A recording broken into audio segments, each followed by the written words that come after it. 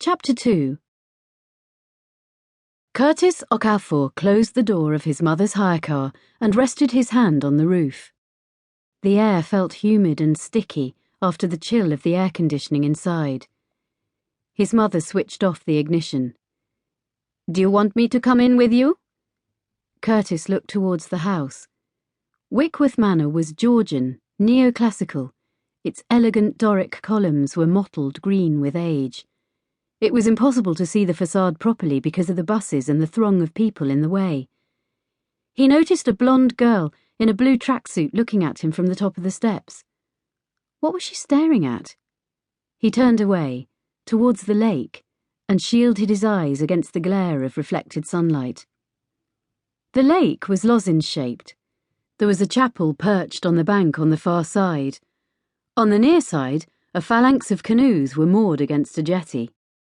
No doubt he would be forced into one of those at some point this week. "Curtis?" his mother asked again. "Shall I come inside with you?" He turned back to the car. "No, thank you. I can manage. No one else has their parents here." She nodded once and then popped the boot open. Curtis lifted out his suitcase and went to his mother's side of the car. They looked at each other. "I'll be back to collect you in 7 days, she said. "Ring us if you need anything. Ring anyway, just to tell us how you're settling in." She paused and gripped the wheel. "Give it a chance, okay?"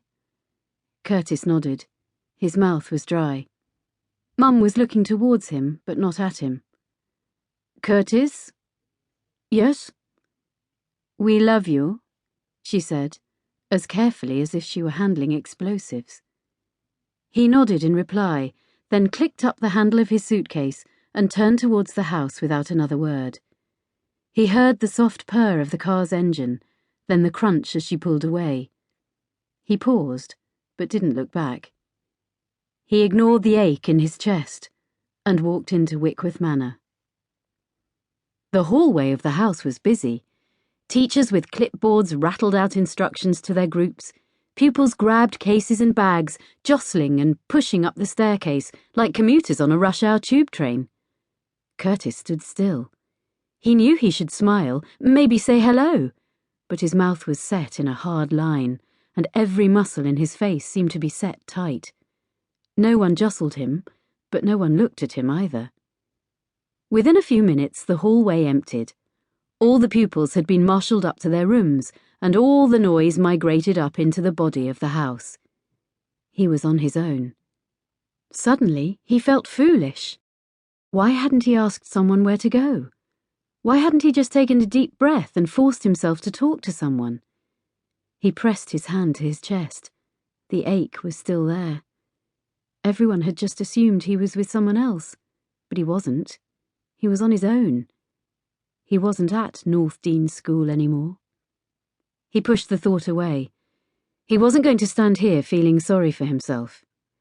He grabbed his suitcase and marched up the sweeping staircase. The dorms must be up there.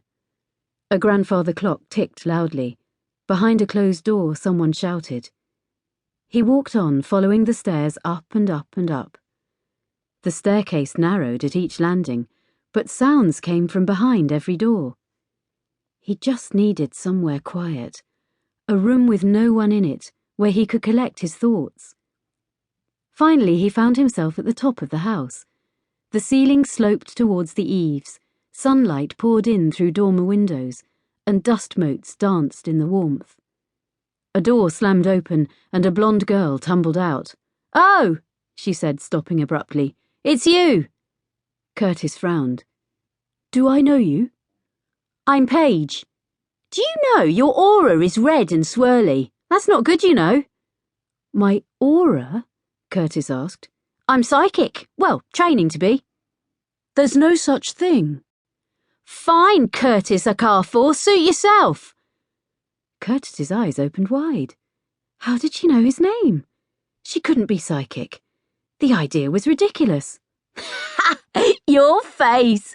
Don't worry, your name's written on your suitcase label," the girl grinned. "We're meant to be in the hall. You coming?"